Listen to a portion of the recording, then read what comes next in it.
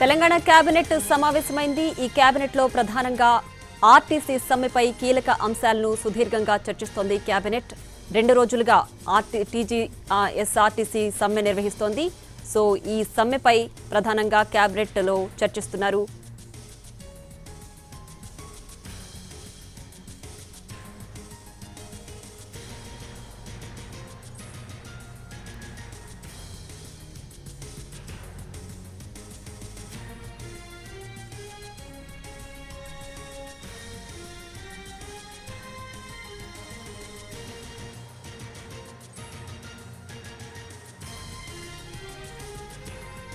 Telangana cabinet లో RTC సమ్మెపై చర్చించారు. RTC కార్మికులు తొందరపడి ఎలాంటి నిర్ణయాలు తీసుకోకూడదని సీఎం రేవంత్ రెడ్డి సూచించారు.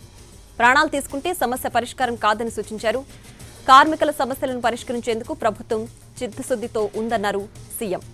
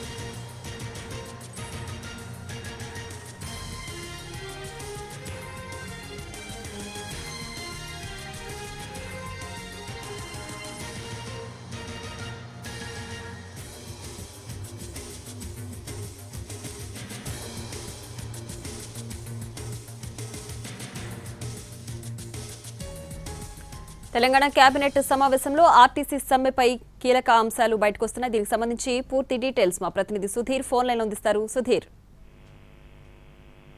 రాష్ట్ర కేబినెట్ సమావేశం ముఖ్యమంత్రి రేవంత్ రెడ్డి అధ్యక్షతన కొనసాగుతుంది. ముఖ్యంగా ఆర్టీసీ సమ్మెకు సంబంధించి రేవంత్ రెడ్డి మిగతా మంత్రులతో చర్చలు జరిపారు. అయితే సాయంత్రం నర్సంపేటలోని ఆర్టీసీ బస్టాండ్ దగ్గర ఒక డ్రైవర్ ఆత్మహత్యాయత్నం చేసినట్లుగా ఈ నేపథ్యంలో తెలంగాణ రాష్ట్ర ప్రభుత్వం వెంటనే స్పందించింది. ఇప్పటికే ముఖ్యమంత్రి రేవంత్ రెడ్డి మంత్రివర్గంలో ఈ విషయానికి సంబంధించి అందరు మంత్రుల అభిప్రాయాన్ని కూడా తెలుసుకునే ప్రయత్నం చేస్తున్నారు. కార్మికులు ఎవరు కూడా తొందరపాటు నిర్ణయాలు తీసుకోవద్దని చెప్పేసి ముఖ్యమంత్రి రేవంత్ రెడ్డి విజ్ఞప్తి చేశారు. ప్రాణాలు తీసుకోవడం వల్ల సమస్య పరిష్కారం కాదని, అదేవిధంగా కార్మికుల సమస్యలను పరిష్కరించేందుకు తెలంగాణ ప్రభుత్వం చిత్తశుద్ధితో పనిచేస్తుందని చెప్పేసి కూడా ఆయన మరొకసారి కార్మికుల దృష్టికి తీసుకురావడం జరిగింది. అంతేకాకుండా డిప్యూటీ సీఎం భట్టి విక్రమార్క ఆధ్వర్యంలో రేపు మంత్రులు అదేవిధంగా కార్మిక సంఘాలతోటి కూడా చర్చలు జరపాలని చెప్పేసి నిర్ణయించారు. కార్మికుల సమస్యలపై ప్రభుత్వం సానుకూలంగానే ఉంటుందని చెప్పేసి కూడా ఆయన ఒక మెసేజ్ ఇచ్చే ప్రయత్నం అయితే చేశారు. ఎట్టి పరిస్థితుల్లో ఇప్పటికీ 2 రోజుల పాటు ఈ రోజు 2వ రోజు కూడా ఆర్టీసీ సమ్మె కొనసాగుతుంది. అయితే 2వ రోజు కూడా పాక్షికంగానే బస్సులు బయటకు వచ్చినప్పటికీ కూడా కార్మికుల్లో కొంత అసంతృప్తి అయితే నెలకొంది.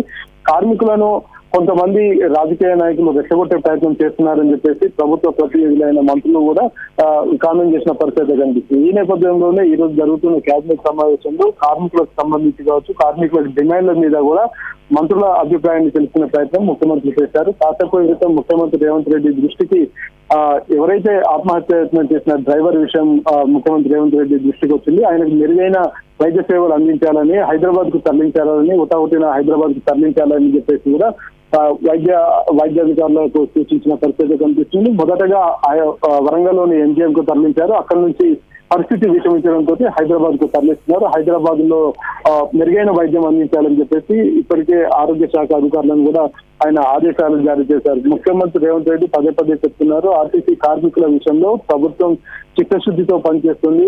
కార్మికుల సంబంధించిన కార్మిక సంఘాల నేతలు రేపు చర్చలకు రావాలని చెప్పేసి కూడా ముఖ్యమంత్రి అప్పీల్ చేశారు. ఇప్పటికీ కార్మిక సంఘాలు అదే విషయాన్ని స్పష్టం చేస్తున్నాయి. చర్చలకు తాము సిద్ధంగానే ఉన్నాము.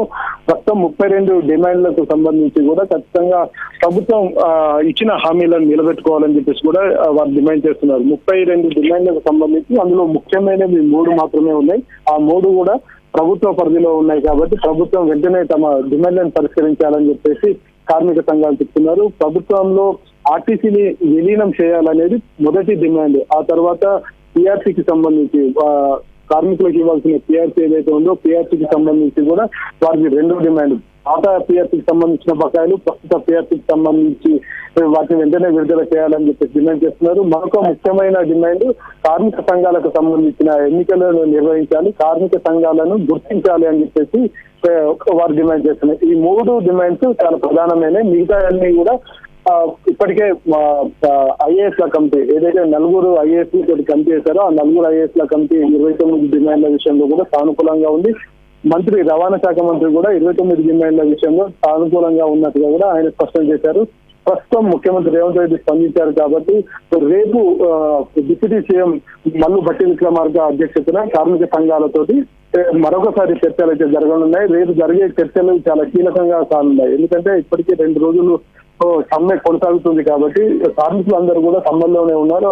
దాదాపుగా అందరు కార్మికులు సమ్మెలో పార్టిసిపేట్ చేస్తున్నారు కాబట్టి ఇది సమ్మె ఉధృతం అవుతే సామాన్య ప్రజలకు తీవ్ర ఇబ్బందులు ఎదుర్కొంటాయని చెప్పేసి రాష్ట్ర ప్రభుత్వం గ్రహించి చర్చలకు ఆహ్వానిస్తున్నట్టు కూడా తెలుస్తుంది.